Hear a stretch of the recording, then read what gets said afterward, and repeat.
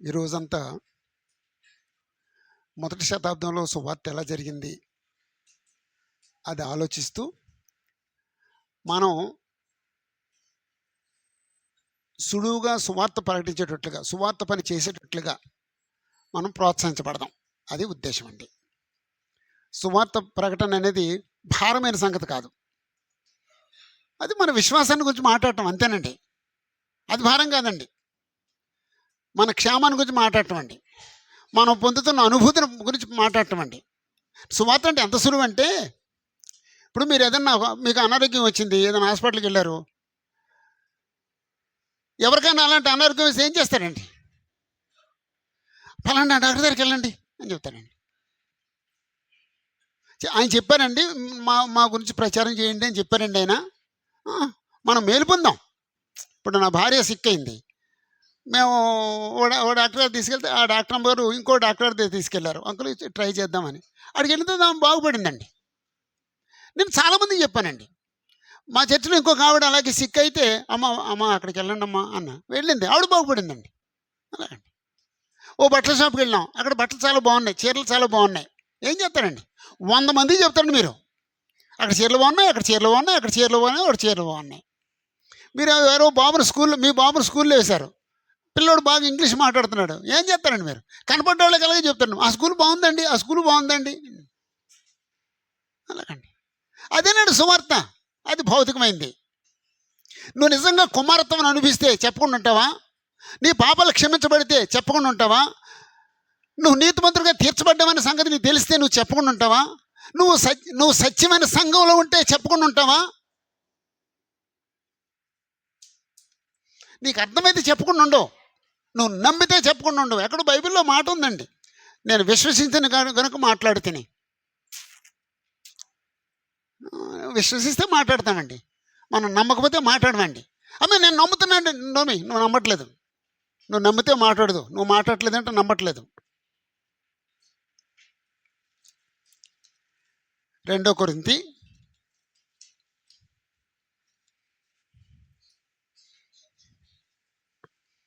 4:14 విశ్వసించుతును గనుక మాట్లాడితిని అని వ్రాయబడిన ప్రకారము కీర్తనలు 116:10 ఉంది ఆ వాక్యం. అట్టి విశ్వాసంతో కూడిన ఆత్మ కలవరమై ప్రభువైన యేసును లేపినవాడు యేసుతో కూడా మమ్మను లేపి మీతో కూడా తన ఎదుట నేను నిలబెట్టినని ఎరిగి మేము విశ్వసించున్నాము కనుక మాట్లాడుతున్నాము. నేను విశ్వసించిన కనుక మాట్లాడితిని. మనం నమ్మితే మాట్లాడతామండి, మనం నమ్మపోతే మాట్లాడమండి. సువార్త విషయంలో నోరు తెరవని ప్రతివాడు నమ్మట్లేదు, నమ్ముతున్నానని భ్రమపడుతున్నాడు, తను మోసం చేసుకుంటున్నాడు. నమ్మని ప్రతివాడు ప్రకటించని ప్రతివాడు నమ్మట్లేదు, నమ్మేవాడు ప్రకటించకుండా ఉండడు.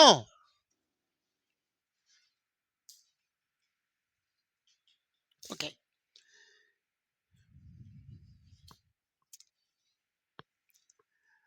ఎవరు ప్రకటించాలి అని చెప్పేసి అంటే, ప్రతి క్రైస్తవుడు ప్రకటించాలి, ప్రతి కుటుంబం ప్రకటించాలి, లేకపోతే ప్రతి భార్య భర్త ప్రకటించాలి, ఆకుల ప్రెస్కల్లో ప్రకటించినట్టుగా ప్రతి స్థానిక సంఘం ప్రకటించాలి. స్థానిక సంఘాన్ని దేవుడు అంతకే ప్రారంభించాడండి. ఈ కొంచెం చేరిపేసేయాలండి, ఎవరైనా ఒకరు వచ్చి చేరిపేయండి. ఓకే, ముందు 2 వచనాలు చూద్దామండి. 1 తెస్సలోనికయ 1:7-8. 1 తెస్సలోనికయ 1:7-8. ఆ తర్వాత రోమా 1:8.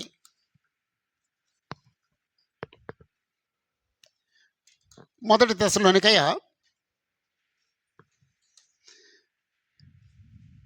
కాబట్టి మాసిదోనియాలోను అకయలోను విశ్వాసులందరికీ మీరు మాదిరైతిరి.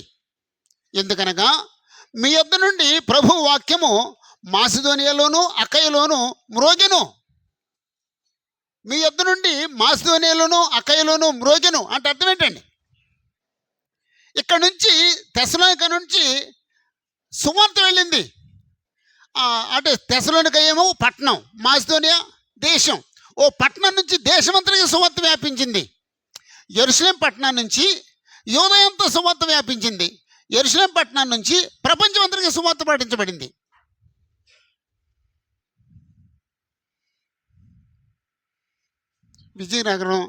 విజయనగరం పట్టణం నుండి విజయనగరం జిల్లా అంతా సువార్త పాటించబడాలి. సువార్త మ్రోగాలి. అంతేనండి, మ్రోగాలండి. ఆయన ఒక్కడ మోగించగలరా? అందరు కలిస్తే మోగించగలరా? అందరు కలిస్తే మోగించగలరండి. విజయనగర సంఘం సువార్త బాగా చేస్తున్నారండి. ఇంత పెద్ద మీటింగ్ పెట్టుకుని ఆ ముందు రోజుని అదే సీతానగరం సువార్తకి వెళ్ళారమ్మా. నేనైతే వెళ్ళినాం. మాకు మీటింగ్ ఉంది, అన్నీ క్యాన్సిల్ చేసేయండి, ఆ మీటింగ్ చూసుకుంటాం అందాను. నేనైతేనే మొన్న 9వ తారీఖు మీటింగ్ జరిగింది. మా అబ్బాయి 7వ తారీఖుని పొంగలూరు మీటింగ్కి వెళ్తాన్నాడు. నువ్వు వెళ్ళొద్దు, క్యాన్సిల్ చేసేయండి ఆ మీటింగ్, నువ్వు ఇక్కడ ఉండి ఈ పనులు చూడని చెప్పేసి అన్నాను.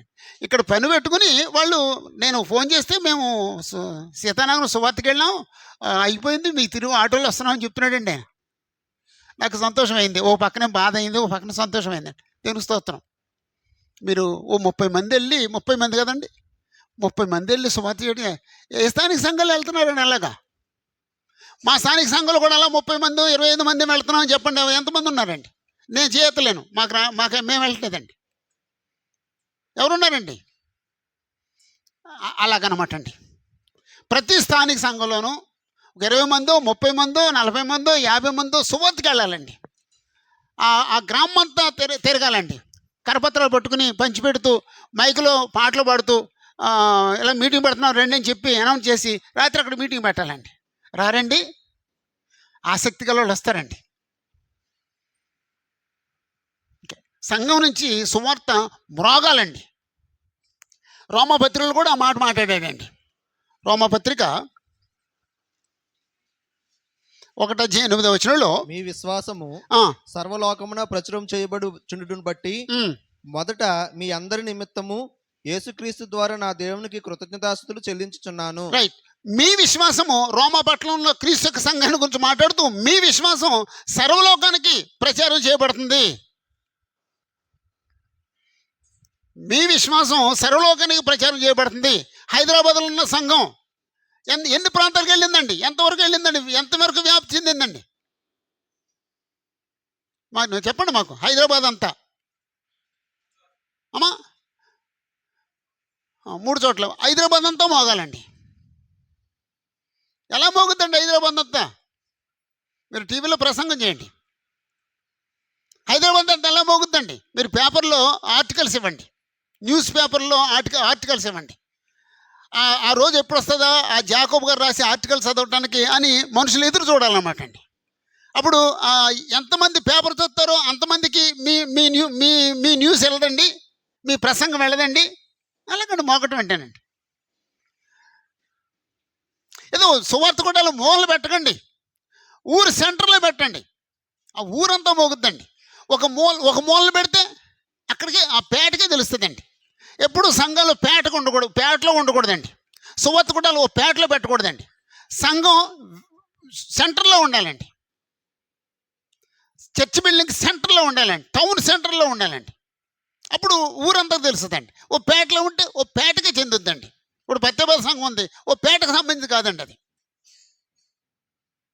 ఆ పేట సంబంధించి ఆ పేట వాళ్ళే వస్తారు ప్రార్థనకి. మాకేమో పత్యబాదలో అన్ని చోట్ల నుంచి అన్ని ఏరియాల నుంచి వస్తారండి. అలాగ ఉండాలన్నమాట అండి. మన సువార్త కూడాలు ఒక ఏరియాలో పెట్టకూడదండి, టౌన్ సెంటర్లో పెట్టాలండి. అన్ని ఏరియాల నుంచి అక్కడ మీటింగ్కి రావాలండి మనుషులు. వీధి కూటాలు అయితే మాత్రం ఒక్కొక్క పేటలోను ఒక్కొక్క వీధిలోను అది సువార్త కూటాలు వేరండి. అది చిన్న మీటింగ్స్ అండి. అవి పెద్ద మీటింగ్స్ అయితే మాత్రం సెంటర్లో పెట్టాలి. అలా జరిగితే అది మోగటం అవుద్దండి. రోమా నుండి అప్పుడు ప్రపంచం అంతా సువార్త మోగిందండి. యెరూషలేము నుండి ప్రపంచమంతా సువార్త మోగిందండి. మనకి హిందూ దేశానికి సువార్త ఎలాగొచ్చిందండి? ఎక్కడి నుంచి వచ్చిందండి? ఆ, ఆయన పేరు రాజమండ్రి నుంచి వచ్చిన పేరు మర్చిపోయాను. చెప్పండి, మీ పేరు చెప్పండి ముందు. సింహాద్రి గారు. నేను సింహాచలం గుర్తుపెట్టుకుంటాను ఆయన పేరు కోసం. అది రాలేదండి. సింహాద్రి గారు, అసలు హిందూ దేశానికి సువార్త ఎక్కడి నుంచి వచ్చిందండి? అమ్మా, అంతే. ఎవరు తెచ్చారండి? తోమా తెచ్చాడు. కూర్చోండి. తోమా రాలేదమ్మా, హిందూ దేశం వచ్చాడటండి. అమ్మా, కేరళ వచ్చాడటండి. కేరళ బ్రాహ్మణ్ చంపేశారటండి. ఆయన వేరే మతం బోధించినాడు అని చంపేశారటండి. యెరూషలేము నుంచి హిందూ దేశానికి సువార్త వచ్చిందండి. అమెరికాకి వెళ్ళిందండి. అమెరికా అప్పుడు లేదండి. ఉందండి అప్పటికి అమెరికా అప్పుడు లేదండి. ఆ తర్వాత అండి అమెరికా డెవలప్ అయింది. అంటే అన్ని దేశాల నుంచి కొంతమంది వెళ్ళి అమెరికాని కట్టారండి. ఇప్పుడు అమెరికా ప్రపంచమంతట్లో గొప్ప దేశం అయిపోయిందండి. గొప్ప ఖండం అయిపోయిందండి. ఏమంటాడు? ఉందంటున్నాడండి. బాగుందంటున్నాడా? లేదు. అమెరికా తర్వాత వచ్చిందండి. కానీ తర్వాత వచ్చిన గొప్ప దేశం అయిపోయిందండి. గొప్ప ఖండం అయిపోయిందండి. భారతదేశం అప్పటికే ఉందండి. ఓకే వదిలిపెడతామండి. ఓకే, తెస్సలోనిక నుండి మాసిదోనియా అకయ ప్రాంతం అంతటికి సువార్త మోగింది. రోమా నుండి అప్పుడు ప్రపంచం అంతటికి సువార్త మోగింది. యెరూషలేము నుండి అప్పుడు ప్రపంచం అంతటికి సువార్త మోగింది. మన స్థానిక సంఘాల నుంచి సువార్త అలాగే మోగాలి. అప్పుడు ఈ స్థానిక సంఘం సువార్త సేవ చేయాలని దేవుడు ఎలా నిర్ణయించాడంటే,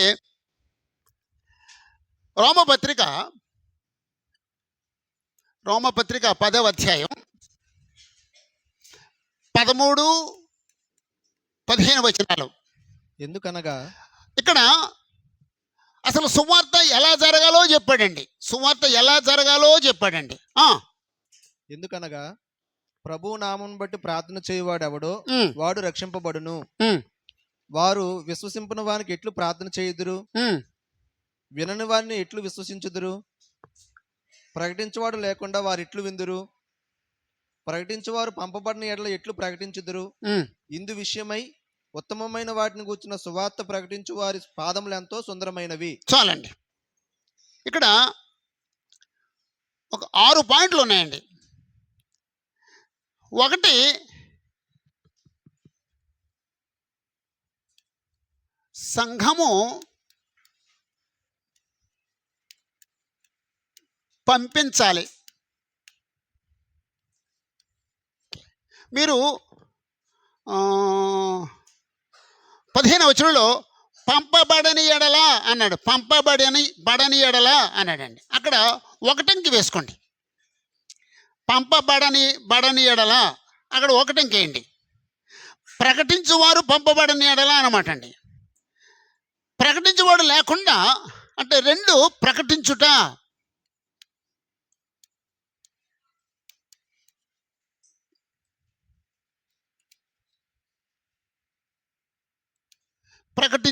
అక్కడ 2 వేయండి. అది ఎక్కడుందంటే 14వ వచనంలో 2వ లైన్లో ఉంది, ప్రకటించువాడు లేకుండా అని చెప్పేసని.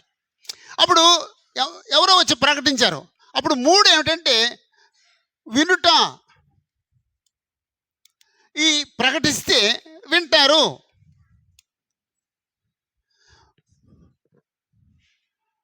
విందురు అనే మాట ఉంది చూడండి, 14 ఆఖరి మాట. విందురు గుర్తుపెట్టి అక్కడ 3 అంకేవండి.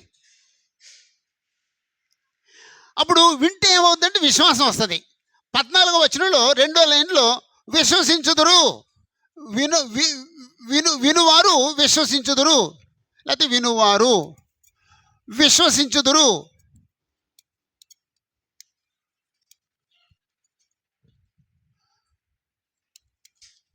విశ్వసిస్తే ఏం చేస్తారండి? విశ్వసించిన వాళ్ళు ఏం చేస్తారండి? ప్రార్థన చేస్తారు. 14వ వచనంలో వారు విశ్వసింపని వారికి ఎట్లు ప్రార్థన చేయుదురు? ప్రార్థన చేయుదురు.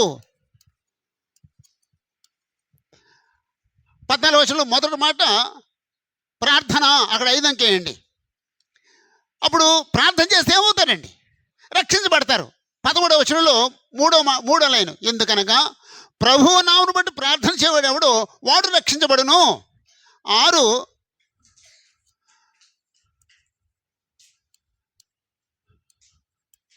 రక్షించబడుదురు.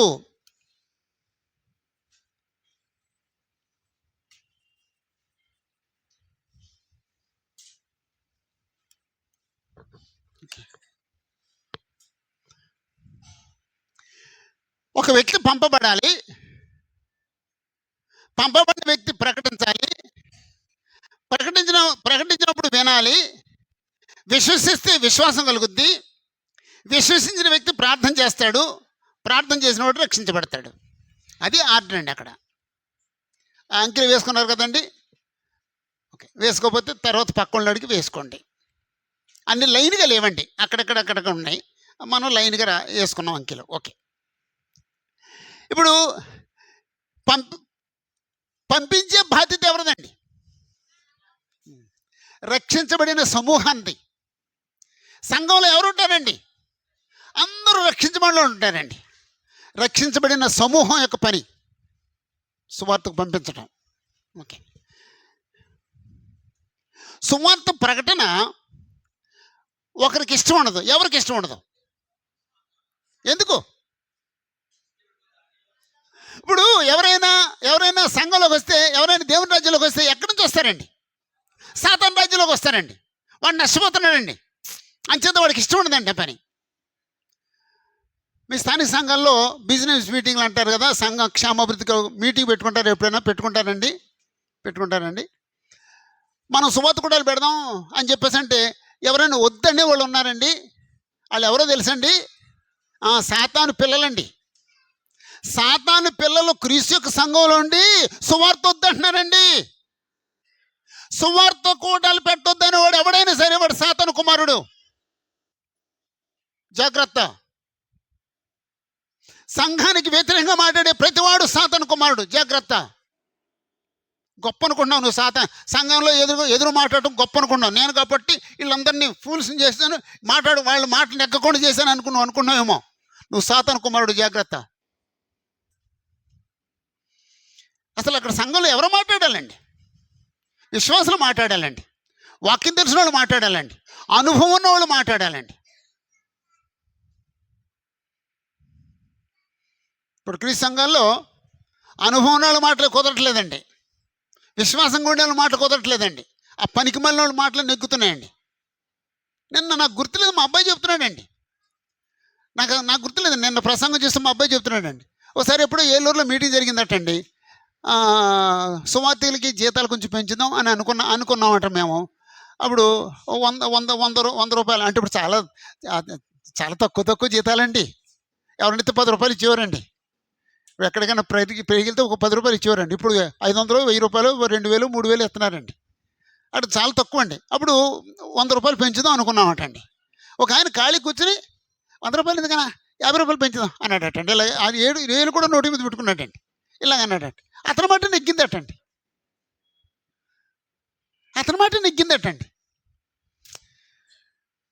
జాగ్రత్త అండి.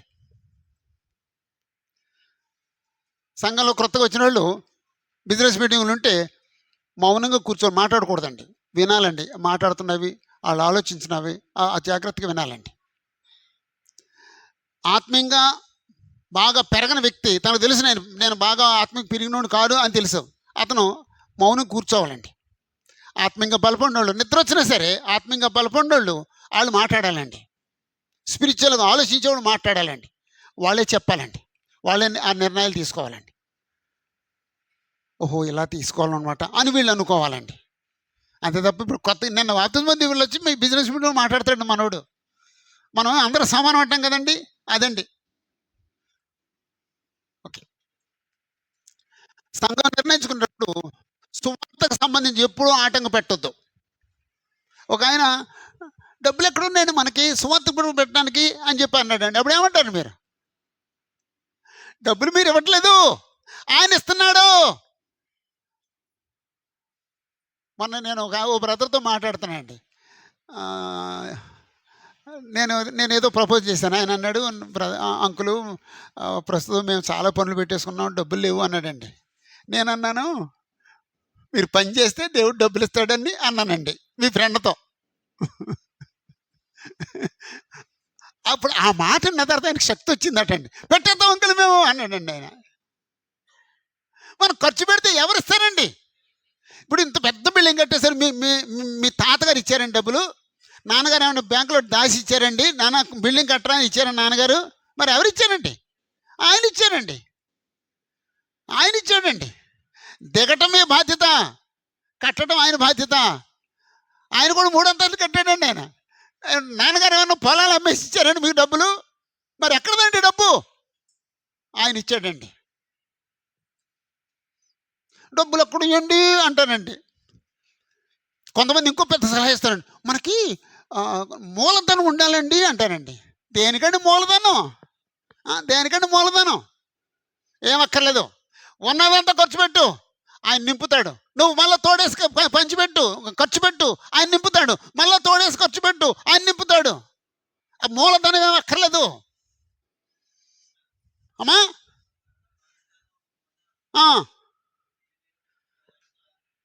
అంతే.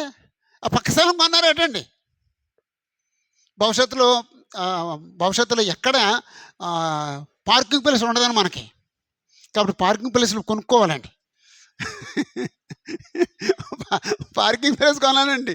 అదిగో తెలుగు వాళ్ళని ముందుగానే తినాలండి పార్కింగ్ ప్లేస్. డబ్బులు లేవటండి, ఇప్పుడే అప్పులు తీరుస్తున్నారు, ఇంకా డబ్బులు లేవటండి. అదే తీసుకున్నారు, 10 లక్షలు అడ్వాన్స్ ఇచ్చేసారండి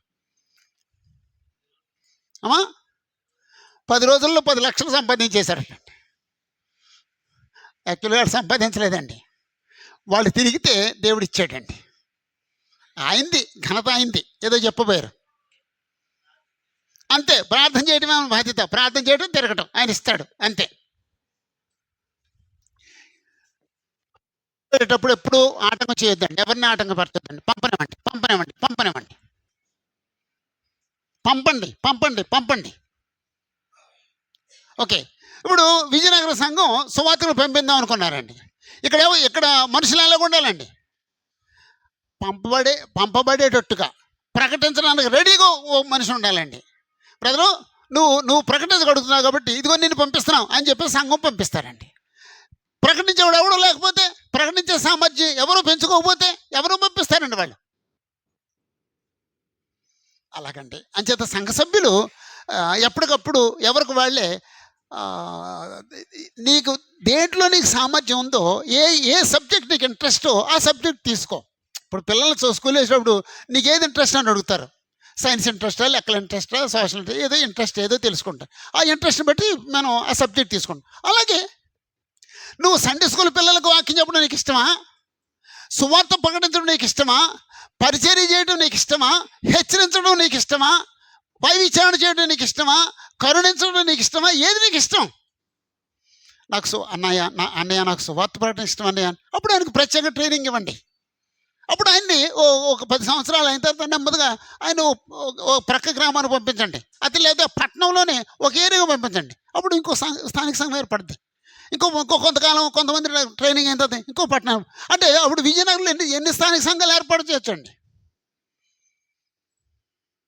50 సంఘాలు ఏర్పాటు చేయొచ్చండి. పడద్దండి విజయనగరం 50 సంఘాలకి? ఇంకా బోర్డు అంత ఖాళీ ఉంటుందండి. అంచేత ఒక్క సంఘం అంతా చాలా అనుకోవద్దండి. మన దగ్గర నుంచి ఇంకొక ఒక ఏరియాకి ఓ సువార్తికుడు వెళ్ళాలి. ఆ సువార్తికుడు ఇక్కడి నుంచి పంపబడాలి. ఆ పంపబడిన వాడు ప్రకటించాలి.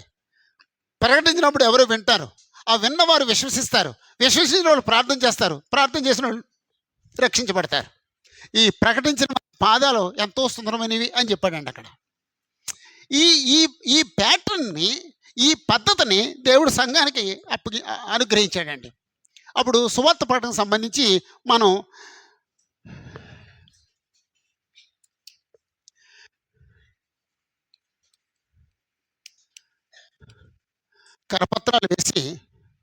కరపత్రాలు వేసి దేవుని యొక్క వాక్యాన్ని ప్రకటించవచ్చండి. ఈ మధ్య ఆ కరపత్రం తీసుకుని చింపేస్తున్నారండి. అంటే కొంచెం తీవ్రవాదులు తయారయ్యారండి. ఆ కరపద్ధతి యేసు ప్రభు సంబంధించిన చింపేస్తున్నాడండి. చెప్పానేమండి, అతను లెక్క అప్పగించుకుంటాడు. నేను సువార్తను పంపించాను, నీ చేతికి అప్పగించాను, నువ్వే చింపేశావు అంటాడు దేవుడు. కానీ ఇవ్వటం మానొద్దు, ఇద్దాం.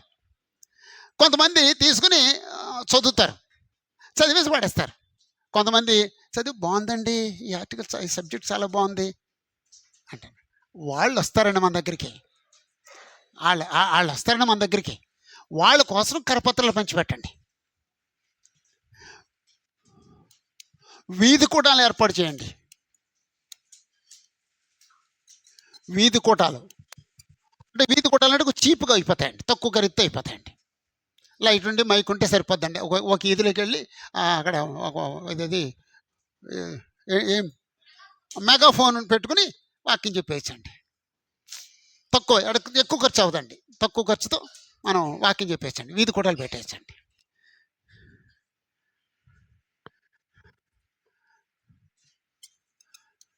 బైబిల్ క్లాసులు పెట్టండి. బైబిల్ క్లాసుల్లో అంటే రక్షించబడిన వాళ్ళు పిలిచి క్లాసులు పెట్టాలండి. ప్రతి సమ్మర్కి అలాంటి క్లాసులు పెట్టాలండి. సమ్మర్ క్లాసులు అని చెప్పేసి అని మనకు తెలిసిన వాళ్ళందరూ పిలిచి చెప్పేసేయాలండి. అప్పుడు కొంతమంది కన్వర్ట్ అవుతారండి. ఆ పెద్ద సువార్త కూడా పెట్టాలండి.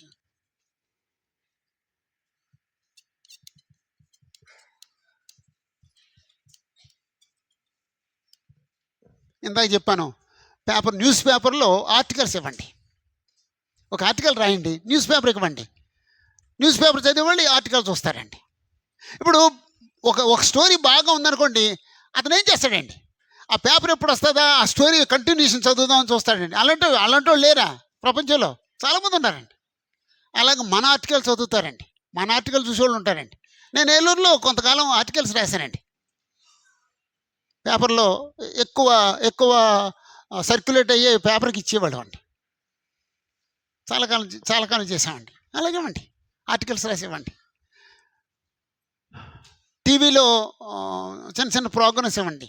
ఇప్పుడు మనుషులందరూ ఎక్కువ సినిమాలు చూస్తున్నట్టున్నారండి టీవీలో. మనకి చూడరేమో, అయినా సరే ఇవ్వండి. ఎందుకంటే కొంచెం రిలీజియస్ పీపుల్ ఉంటారండి, వాళ్ళకి అది అందుద్దండి. టీవీ చూసేటప్పుడు మనం చూడడం, సీరియల్ చూసేవాడు మనం చూడడం. ఆత్మ సంబంధులు కొంతమంది ఉంటారండి, దేవుని వాక్యం వినాలని ఆశ కలిగేవాళ్ళు. వాళ్ళు చెప్తే అవును అసలు ఎప్పుడు వినలేదు ఎలాంటి వాక్యం, అది ఉంటుంది, అది రాదండి. మన పాఠం చెప్పినప్పుడు ఎవరైనా వింటే నేను ఇన్ని సంవత్సరాలు చర్చికి వెళ్తున్నాను, ఎప్పుడు ఇలాంటి పాఠం వినలేదు అనరండి, అంటానండి. మనం చెప్పేది ఎవరికి తెలియదండి. మనం చెప్పేది బైబిల్లో ఉంది కానీ ఎవరికి తెలియదండి. ఎప్పుడు వినలేదు అంటానండి. అప్పుడు వాళ్ళకి అందాలంటే మనం ఎలాగో వెళ్ళాలండి వాళ్ళ దగ్గరికి. టీవీలో పాఠాలు చెప్పొచ్చండి, న్యూస్ పేపర్లో ఆర్టికల్స్ రాయొచ్చండి. ఆ విధంగా సువార్తకు సంబంధించిన పనులన్నీ చేయాలండి. అన్నీ వాడుకోవాలండి. మనం ఇది వాడుకోలేదు అనిపించకూడదు, అన్నీ వాడుకోవాలి. ఇంకేమైనా చెప్పండి, మీరు ఎవరైనా యాడ్ చేస్తాను, రాస్తాను కింద. అమ్మా ఏంటారు, క్యాలెండర్ వేసుకోండి. ఈ మధ్య సహోదరులు క్యాలెండర్ వేసి ఎవరింటి ముందు యేసుప్రభు ఫోటో ఉందో, ఎవరింటి ముందు క్రిస్టియన్ నేమ్స్ ఉన్నాయో వాళ్ళ ఇంటికి వెళ్ళి క్యాలెండర్ ఇస్తున్నారండి. క్యాలెండర్ వేస్తే వాళ్ళ ఇంట్లో పెట్టుకున్నాను అనుకోండి, ప్రతిరోజు ఎన్నిసార్లు చూసినా ఏం కనపడుతుంది, క్రీస్తు సంఘము.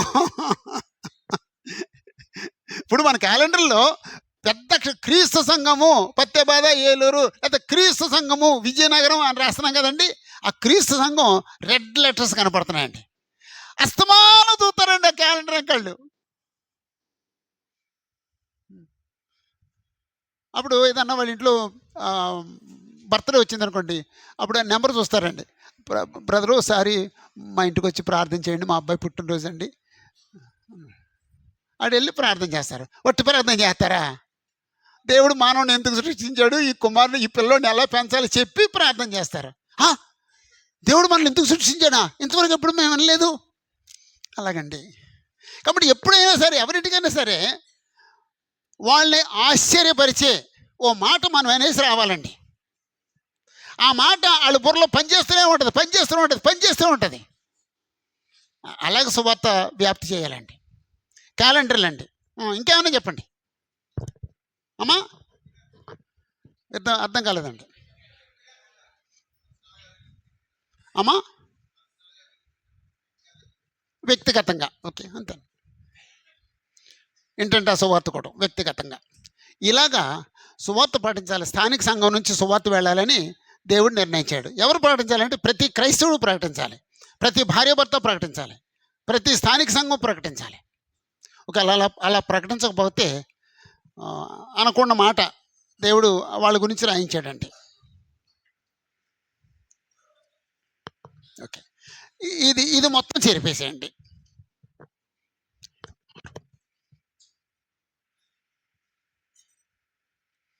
ఎవరైనా వచ్చి ఇది ఇది ఇది అది అంత మొత్తం చెప్పేసేయండి. అది రాసుకున్నారు కదండి, సకల యుగాల్లో రాజు అనేది రాసుకున్నారు కదండి, ఆ చార్ట్ అదే మోడల్లో వేయండి. ఓకే,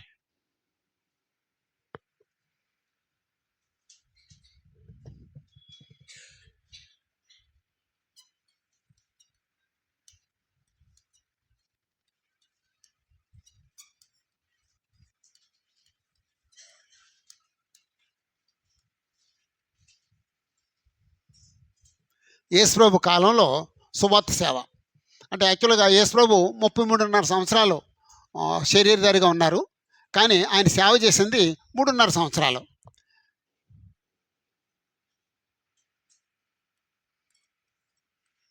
యేసుప్రభు 30 సంవత్సరాల వయసులో బాప్తిజం పొందారు.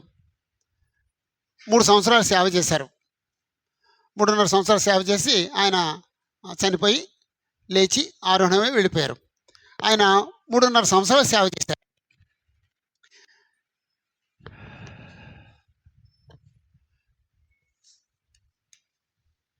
నేను సువార్త ప్రకటించడానికే పంపబడ్డాను అన్నారండి ఆయన.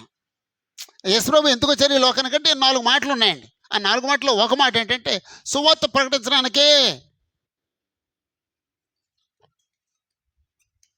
సువార్త ప్రకటించుటకే.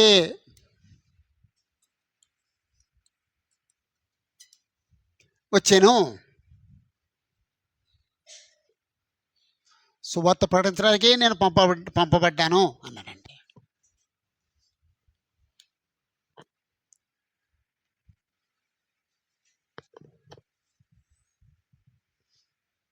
సువార్త ప్రకటించుటకు అభిషేకించబడిను.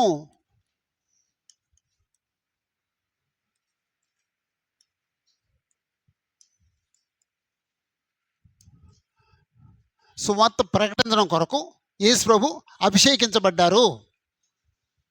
యేసుప్రభు 2 పనులు చేశారంట తన జీవితంలో.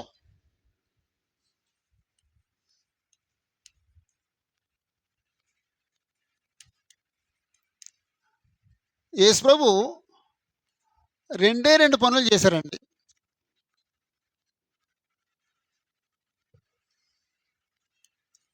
ఒకటి సువార్త ప్రకటన, 2 ప్రార్థన. ఓ మాటలో చెప్పాలంటే పగలంతా సువార్త ప్రకటన, రాత్రంతా ప్రార్థన. అలా గడిపారండి ఆయన జీవితం. రాత్రంతా దేవుడితో మాట్లాడేవారు, పగలంతా దేవుని యొక్క వాక్యం ప్రకటించేవారు, మళ్ళీ రాత్రంతా ప్రార్థన చేసేవారు. మరి రెస్ట్ ఆయనకు అక్కర్లేదండి. ఇప్పుడు మనం ఎన్ని గంటలు నిద్రపోతాం సామాన్యంగా? నాలంటాడు 12 గంటలు నిద్రపోతామండి. ఎన్ని గంటలు నిద్రపోతాడు సామాన్యంగా? 8 గంటల 8 గంటలు లేదా 6 గంటలు. అప్పుడు మన మోడీ గారు ఎన్ని గంటలు నిద్రపోతారండి?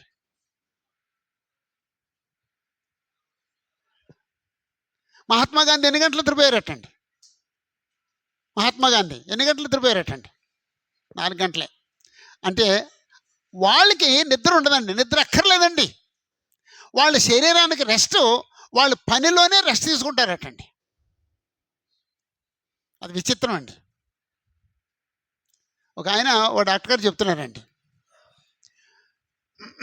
మనం ఏదన్నా ఓ బుక్ చదువుతున్నాం, అలసట వచ్చింది, ఇంకో సబ్జెక్ట్ చదువుతారటండి. అలసట వచ్చింది, ఇంకో సబ్జెక్ట్ చదువుతారటండి. అలసట వచ్చింది, ఇంకో సబ్జెక్ట్ చదువుతారటండి. ఓ డాక్టర్ గారు చెప్పిన మాట అండి. మనం ఏం చేస్తామండి, కాసేపు చదివి అలసట వచ్చిందని పడుకుంటామండి. సబ్జెక్ట్ మారిస్తే సరిపోద్దటండి, అలసట తీరిపోద్దటండి. నిద్రపోండి. మీరు 12 గంటలు తిన్నాను, నేను 12 గంటలు నిద్రపోతానండి.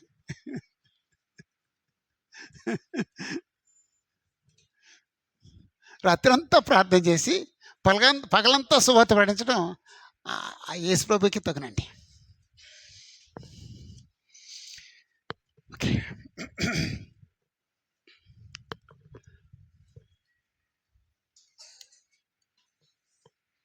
బాప్తిస్మిచ్చి యోహాను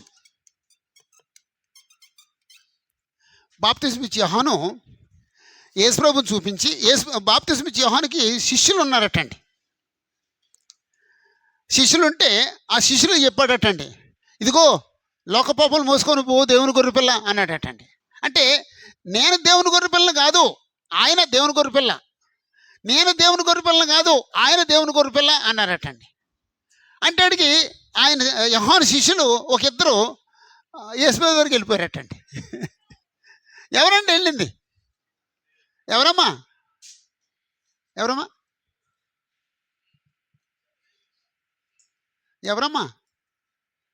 ఆంద్రేయ. ఇంకొక ఆయన పేరు తెలియదండి, ఒక పేరు తెలుసు మనకి, ఆంద్రేయ వెళ్ళిపోయాడండి. అప్పుడు అలా చెప్పడం వల్ల యోహాను ఏం కోల్పోయాడండి? ఇద్దరు శిష్యులు వెళ్ళిపోయారండి.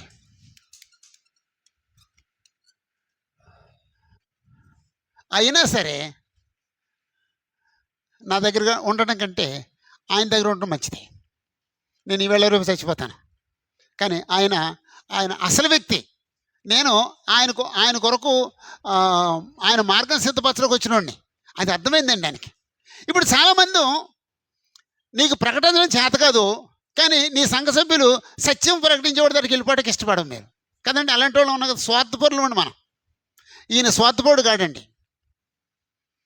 నా శిష్యులు నా దగ్గర ఉండడం కంటే యేసు దగ్గర ఉండడం మంచిది అనుకున్నానండి. మా జీవితంలో అలాంటిది ఒకటి జరిగిందండి. ఒక ఆయన నా దగ్గరకు వచ్చి, బ్రదర్ గారు, మా మా మా మేనత్త ఉంది, మా మేనత్తకి మీరు వాక్యం చెప్పండి అన్నాడమ్మా.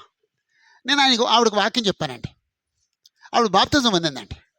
బాప్తిజం పొందిన తర్వాత నేను మాట అన్నాను.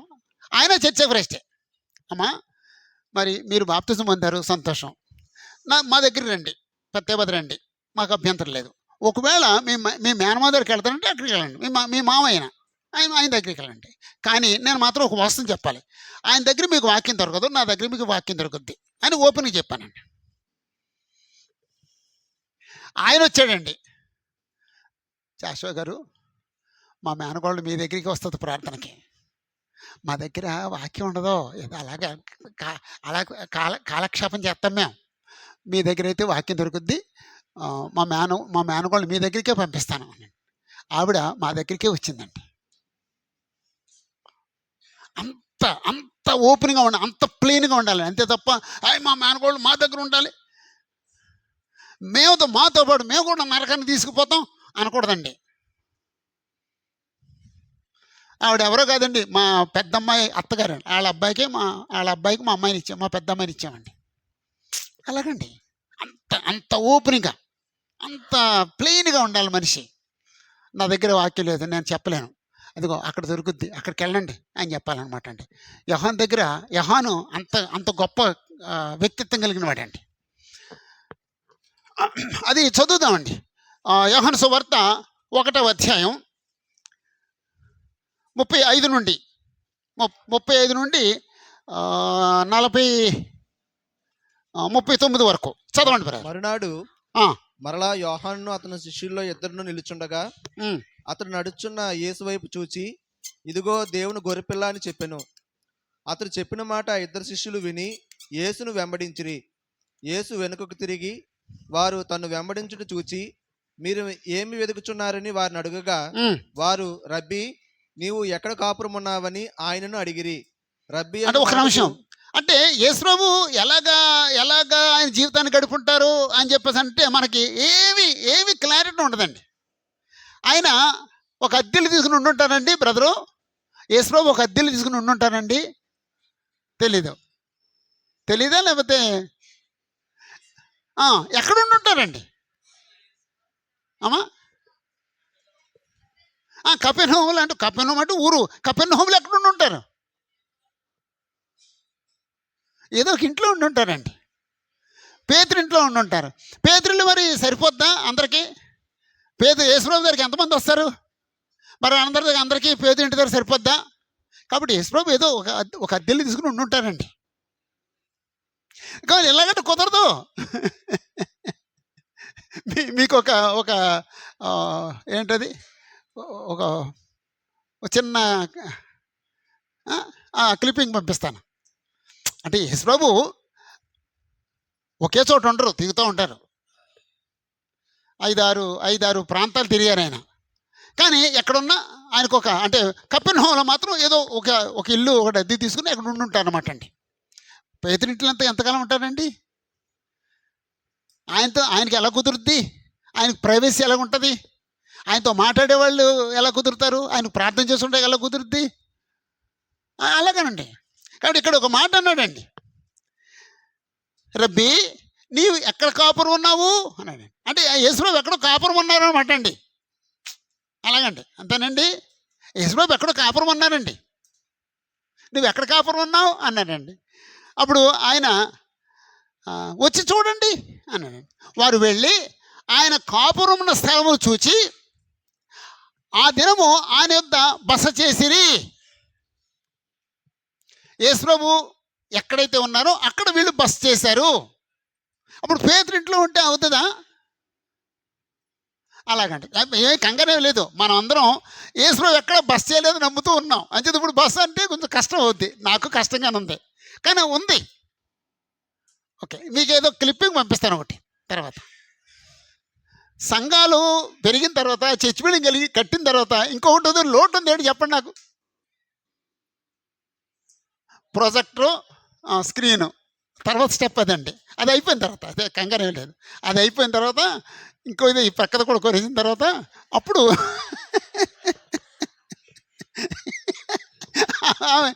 మీ నోటి మాట ఫలించాలని దండ పెడుతుందండి ఆమె ఇక్కడే. అప్పుడు ప్రాజెక్టు, స్క్రీను కొనాలి. ఓకే, అప్పుడు వచ్చిన వాళ్ళల్లో ఇద్దరిలో ఒక ఆయన ఆంద్రేయ. సరే,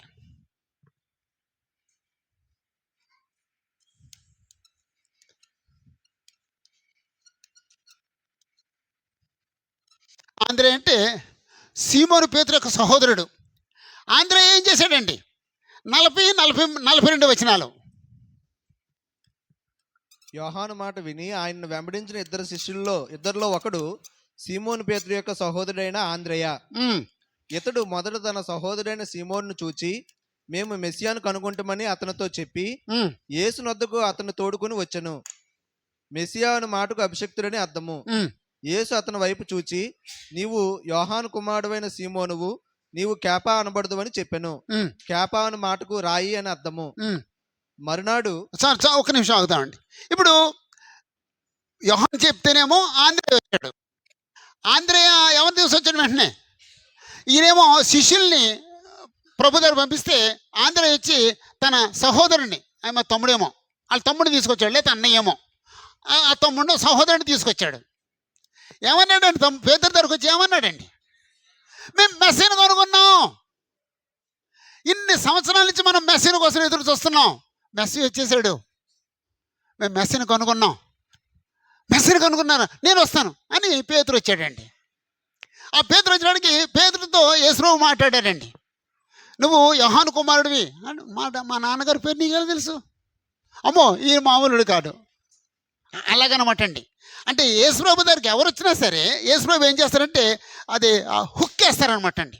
హుక్ అంటే ఆయన్ని హత్తుకునేటట్టుగా, లేక దేవుడిని హత్తుకునేటట్టుగా, దేవుని యొక్క వాక్యాన్ని హత్తుకునేటట్టుగా, సత్యాన్ని హత్తుకునేటట్టుగా ఏదో ఒక కీలకమైన పదం వాడతారనమాట అండి. ఇక వాళ్ళు దాన్ని పట్టుకుని దాన్ని వదిలిపెట్టండి అక్కడ. అలాగండి మనం కూడా ఎవరి దగ్గర నడుడు పిచ్చి మాటలు మాట్లాడకూడదండి. రాజకీయాలు మాట్లాడొద్దండి. క్రికెట్ గురించి మాట్లాడొద్దండి. క్రికెట్ గురించి మాట్లాడేవాడు చాలామంది ఉన్నారండి. సిలువ వేయబడి యేసు ప్రభు గురించి ఏం మాట్లాడండి. మిమ్మల్ని సృష్టించిన సృష్టికర్త గురించి మాత్రమే మాట్లాడండి. ఈ మధ్య ఓ సబ్జెక్ట్ ఎక్కువైపోయిందండి. ఏంటంటే ఆ సబ్జెక్టు ఎక్కువైపోయిందండి ఈ మధ్య. పురావస్తు శాస్త్రమా ఓ సబ్జెక్ట్ ఎక్కువైపోయిందండి ఈ మధ్య. ప్రతి వాళ్ళు అదే సువార్తికులు మాట్లాడుకుని అదే సువార్తికులు సంఘం మాట్లాడి అదే మాట్లాడుతూ సువార్తికులు భార్యతో మాట్లాడి అదే మాట్లాడుతున్నారు. అందరూ ఒకటే సబ్జెక్ట్ మాట. ఏంటి ఆ సబ్జెక్ట్ అమ్మా?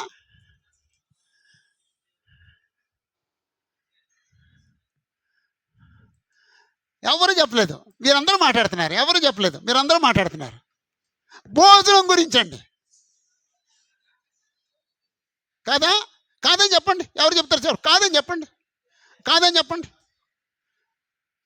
అమ్మా సత్యనపల్లి నుంచి సిస్టర్స్ ఎవరు ఏం మాట్లాడుతున్నాడు? ప్రతిసారి ఎక్కువ మాట్లాడేది ఏంటండి?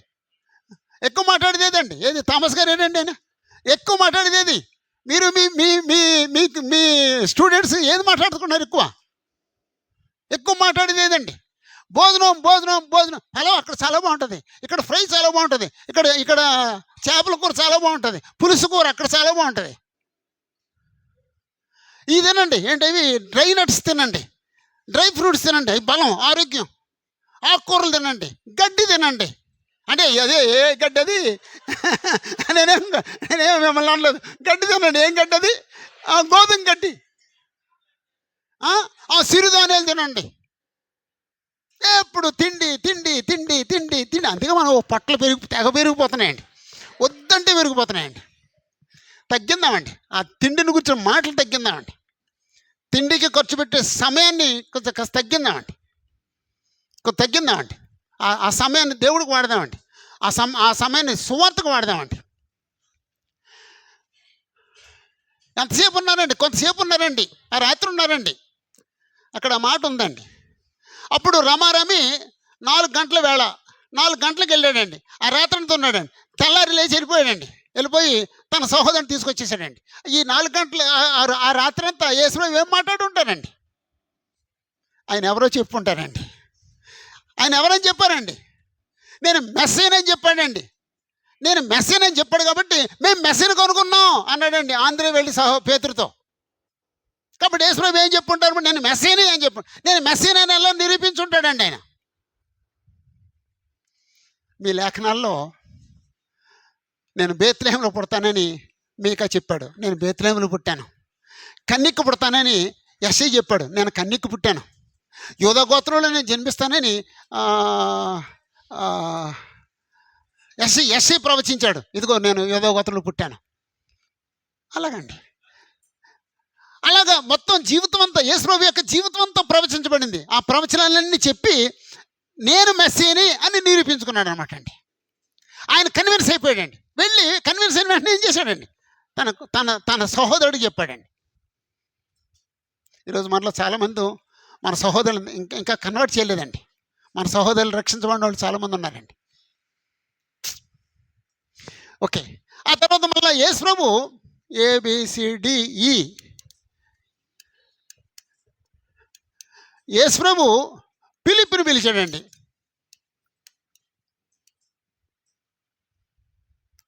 యేసుప్రభు ఫిలిప్పుని పిలిస్తే ఫిలిప్ ఏం చేశాడండి? ఫిలిప్పు నతనయేలుని పిలిచాడండి.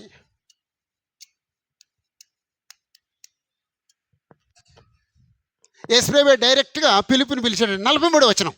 మరునాడు ఆయన గలిలయకు వెళ్ళగోరి ఫిలిప్పును కనుగొని నన్ను వెంబడించమని అతనితో చెప్పాను. ఫిలిప్పు బేత్సయిదా వాడు, అనగా ఆంద్రేయ పేతురు అనువారి పట్టణపు కాపురస్తుడు. ఓకే, యేసుప్రభు పిలిచి ఫిలిప్పు యేసుప్రభు దగ్గరికి వచ్చేసారు. యేసుప్రభు ఏమో ఆయన ఎవరో చెప్పేశారు. చెప్పేసిన తర్వాత ఈ ఫిలిప్పు కన్విన్స్ అయిపోయాడండి. ఈయన మెస్సియా, ఈయన దేవుని కుమారుడు అని అంగీకరించేసాడండి.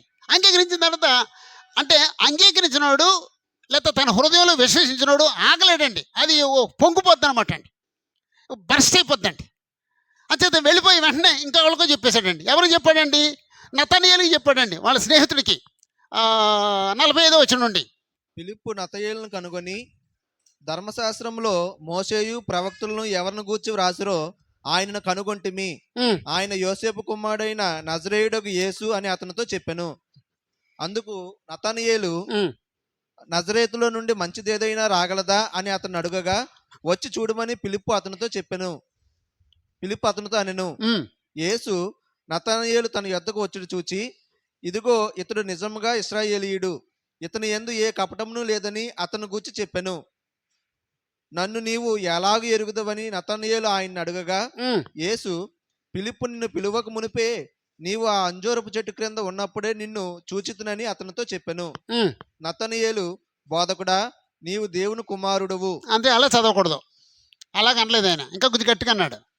బోధకుడా, ఇంకా బోధకుడా, ఆ, నీవు దేవుని కుమారుడు, బోధకుడా నువ్వు దేవుని కుమారుడివి, నాకు అర్థమైపోయింది ఇశ్రాయేలు అన్నాడు అన్నమాట. రాజువు ఆ, నువ్వు ఇశ్రాయేలు రాజువి. అని ఆయనకు ఉత్తరం ఇచ్చెను. ఉమ్, అందుకు యేసు, ఆ అంజూరపు చెట్టు క్రింద నేను చూచుతునని నేను చెప్పినందువలన నీవు నమ్ముచున్నావా? ఉమ్, వీటికంటే గొప్ప కార్యములు చూతువని అతనితో చెప్పెను. ఉమ్, మరియు ఆయన, మీరు ఆకాశం తెరవబడుటయు ఉమ్. దేవుని దూతలు మనుష్య కుమారుని పైగా ఎక్కుటియును దిగుటియును చూతురని మీతో నిశ్చయంగా చెప్తున్నానెను. చాలండి. అంచేత యేసుప్రభు ఏమో పిలుపుని పిలిచాడు. యేసుప్రభు ఎవరో పిలుపుకి అర్థమైంది. పిలుపు ఏం చేశాడండి? ఆయన స్నేహితుని పిలుచుకొచ్చాడండి. ఇదిగో మేము నజరేయుడు యేసుప్రభు, లేకపోతే ధర్మశాస్త్రంలో మోషేయు ప్రవక్తలు ఎవరి గురించి చెప్పారో ఆయన మేము చూసాం అని చెప్పేసాను. ఆయన ఎవరంటే నజరేయుడైన యేసు అండి. ఆయన కొంచెం ధర్మశాస్త్రం తెలుసండి నతనయేలుకి. అప్పుడు ఏమన్నాడు? నజరేతు నుంచి మంచిది ఏదన్నా వస్తుందా అంటే, మెస్సే నజరేతు నుంచి వస్తాడా, అతను నజరేయుడు అయితే అతను మెస్సే కాదు అన్నాడు అనమాట. ఆయన గుండె ఆగిపోయిందండి. అరే నిజమే కదా, ఎలాగా? నాకు అర్థమైంది, కానీ ఇప్పుడు ఈయనకి ఎక్స్ప్లెయిన్ చేయలేను, ఎలాగా? అప్పుడు ఏమన్నాడండి? నువ్వు వచ్చి చూడు అంటే, మనలో దేవుని యొక్క వాక్యాన్ని వివరించలేని వారందరూ ఒక మాట నేర్చుకోవాలండి. ఏం నేర్చుకోవాలండి? వచ్చి చూడు, అది సువార్త అండి. అమ్మ ఒకసారి, అమ్మ మా చర్చికి ఒకసారి రండి అమ్మా. మీ పేరు ఏం పేరండి? అమ్మ దేవవాణి గారు, అమ్మ ఓసారి మా చర్చికి రామ్మా, అంతేనండి. అప్పుడు చర్చికి ఆమె తీసుకొస్తే ఇక్కడ ఎవరు పట్టుకుంటారండి? ఆమెని మా సువార్తికుడు పట్టుకుంటాడండి. ఒకవేళ అమ్మ మా చర్చికి రా అమ్మ అని నువ్వు అనలేదంటే అసలు నువ్వు ఈ సంకల్పాన్ని నమ్మట్లేదు అనమాట. ఈ సంకల్పాన్ని నమ్మట్లేదండి. నువ్వు సంకల్పం నమ్మితే ఏం చేస్తావు? నువ్వు దేవుని యొక్క వాక్యాన్ని ప్రకటించడం నేర్చుకుంటావు, ప్రకటిస్తావు. నువ్వు ప్రకటించలేకపోతే ఏం చేస్తావు? అమ్మ ఒకసారి రండి అమ్మ చర్చికి, రేపు ఆదివారం రండమ్మా, రేపు ఆదివారం మాకు ఫెలోషిప్ డిన్నర్ అమ్మ, ఒకసారి రండమ్మా, మాకు రేపు పెద్ద క్విజ్ ఉంటుందమ్మా, రేపు రండమ్మా, లేదా రేపు పెద్ద మీటింగ్ కూడా ఉందమ్మా, ఒకసారి రండమ్మా, ఒకసారి వచ్చి చూడండి. ఒకసారి వచ్చి చూస్తే ఏమవుతుందండి? దేవుని యొక్క వాక్యం ఆమెను పట్టుకుంటుందండి. ఇక్కడ ఇలా చెప్పలేదంటే దాని అర్థం ఏంటంటే నువ్వు అసలు దేవుని సంకల్పం నమ్మట్లేదు అనమాట. ఆయన ఎంతమంది తీసుకొస్తాడండి? ఆయన ఒకరిని తీసుకొస్తాడు, ఇద్దరిని తీసుకొస్తాడు. అంటే ఇక్కడ 100 మంది సభ్యులు ఉన్నారు, ఎంతమంది తీసుకొస్తారు? 100 మందిని తీసుకొస్తారండి. 200 మంది తీసుకొస్తారండి. ఆ 200 మందికి వాక్యం చెప్పే బాధ్యత ఎవరిదండి? ఆయనదండి. అలాగండి. అంటే ఒక పిలుపు మనకు పాఠం నేర్పాడండి. నేను ఎక్స్ప్లెయిన్ చేయలేనప్పుడు వచ్చి చూడు అన్నాను. ఆ నతనయేలు వచ్చాడు. నతనయేలు వచ్చిన తర్వాత యేసుప్రభు పట్టుకున్నాను ఆయన్ని. అప్పుడు నతనయేలు వచ్చిన తర్వాత యేసుప్రభు ఏమన్నారండి? ఆయనతో ఏమన్నారండి? ఇతడు నిజముగా ఇశ్రాయేలీయుడు, రియల్ ఇజ్రాయేలైట్, ఈయనే నిజమైన క్రైస్తవుడు. ఎవరండి నిజమైన క్రైస్తవుడు? యథార్థంగా బ్రతికేవాడు. మోసగాడు నిజమైన క్రైస్తవుడు కాదండి. కన్నింగ్ ఫెలో నిజమైన క్రైస్తవుడు కాదండి. అబద్ధాలు ఆడేవాడు నిజమైన క్రైస్తవుడు కాదండి. మోసగాడు నిజమైన క్రైస్తవుడు కాదండి. యథార్థంగా బ్రతికేవాడే క్రైస్తవుడు. అలాగన్నాడు అనమాట. ఇతను నిజంగా ఇశ్రాయేలీయుడు. ఎందుకు ఇశ్రాయేలు అన్నాడండి? అతనిలో ఏ కపటం లేదు. అంటే ఇశ్రాయేలీల్లో కపటం ఉండదు, క్రైస్తవులలో కపటం ఉండదు. అప్పుడు ఈయనకు ఆశ్చర్యం వేసింది. ఇదే ఫస్ట్ టైంగా దీన్ని కలుసుకుంటాం. ఇదే ఫస్ట్ టైం కదా నేను కలుసుకుంటూ నాలో కపటం లేదని అలా చెప్పేశాడు ఈయన అనుకున్నాడండి ఆయన. నువ్వు నన్ను ఎరుగుదువా అన్నాడండి. నీవు నన్ను ఎలా ఎరుగుదువు అంటే అప్పుడు పిలుపు యేసు పిలుపు నిన్ను పిలవక మునిపే నీవు అంజూరపు చెట్టు కింద ఉన్నప్పుడే నేను నిన్ను చూశాను అంటే పిలుపు వచ్చి నతాన్ని పిలవక మునుపు నతానీలు ఎక్కడ ఉన్నాడు అనమాట అండి. ఏదో అంజూరపు చెట్టు దగ్గర ఉన్నాడు. అసలు నువ్వు అక్కడ పొలం దగ్గర ఉన్నప్పుడు నేను చూశాను అని. అక్కడ ఉన్నప్పుడు ఈయన అలా చూశాడు నన్ను. ఈయన సామాన్యుడు కాడు. అప్పుడు ఈయనకు అర్థమైపోయిందండి. అర్థమై అంటున్నాడండి, బోధకుడా నువ్వు దేవుని కుమారుడివి, ఇశ్రాయేల్ రాజువి, నాకు అర్థమైంది. ఎంత గొప్పగా జరిగింది చూడండి. ఆ మొదటి అధ్యాయం చదివితే ఎప్పుడు చదివినా ఈ పేర చదువులో నాకు ఒళ్ళు పులకరిస్తుందండి. సువార్త అలా జరగాలండి. యోహాను నుంచి ఆంధ్రేకి వెళ్ళిందండి, ఆంధ్రే నుండి పేతురుకి వెళ్ళిందండి, యేసుప్రభు నుండి పిలుపుకి వెళ్ళిందండి, పిలుపు నుండి నతనీకి వెళ్ళిందండి. వీళ్ళందరూ యేసుప్రభు శిష్యులండి. మొదటి 7 శిష్యుల సంగతి అనమాట అండి. ఇది వీళ్ళందరూ శిష్యులేనండి. ఇలా జరగాలండి సువార్త. మనం ఏమనుకున్నాం, సువార్త అంటే ఏదో పెద్ద ప్యాంట్ వేసుకోవాలి, పెద్ద షర్ట్ వేసుకోవాలి, ఇన్షర్ట్ చేయాలి, టై కట్టుకోవాలి, షూ వేసుకోవాలి, ఆడే సువార్త అనుకోండి. ఏం అక్కర్లేదండి. నువ్వు సామాన్యంగా నీ దేవుడి గురించి, నువ్వు నమ్ముతున్న నీ దేవుడి గురించి చెప్పడమే సువార్త. నువ్వు రక్షించబడ్డానికి కారణమైన యేసుప్రభు గురించి మరొకరితో సంభాషించడమే సువార్త. సువార్త ఎంత సులువుగా చెప్పొచ్చు అంటే 105వ కీర్తన, కీర్తనలు 105, 105వ కీర్తన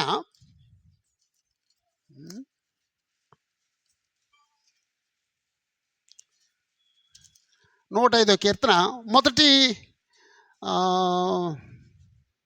4 వచనాలు లేదా మొదటి 3 వచనాలు. యెహోవాకు కృతజ్ఞతాస్తుతులు చెల్లించుడి, యెహోవాకు కృతజ్ఞతాస్తుతులు చెల్లించుడి, ఆయన నామమును ప్రకటన ఆయన చేయండి. నామమును ప్రకటన చేయండి. అంటే ఇక్కడ సువార్త ప్రకటించినప్పుడు ఏం చేయాలన్నమాట అండి,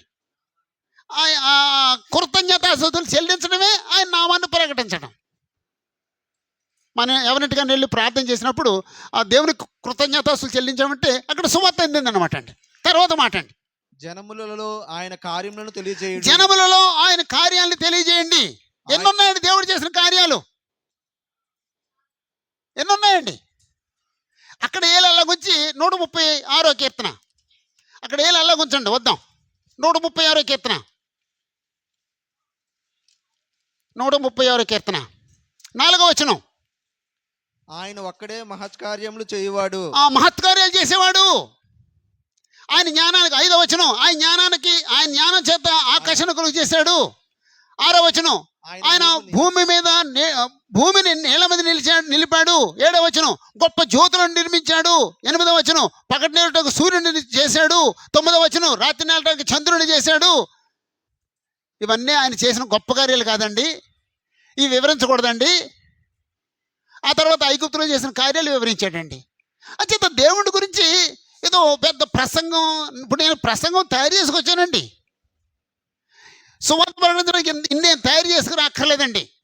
నువ్వు నమ్మిన దేవుని కార్యాలు వివరిస్తే చాలండి.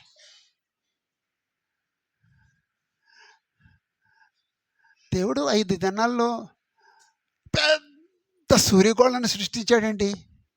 అంటే సూర్యుడు లేకపోతే మనం ఏమైపోతామండి? ఆ సూర్యరశ్మి లేకపోతే ఏమైపోతామండి? సూర్యరశ్మి లేకపోతే జబ్బులు వచ్చేస్తాయి. సూర్యరశ్మి లేకపోతే పంటలు పండవు.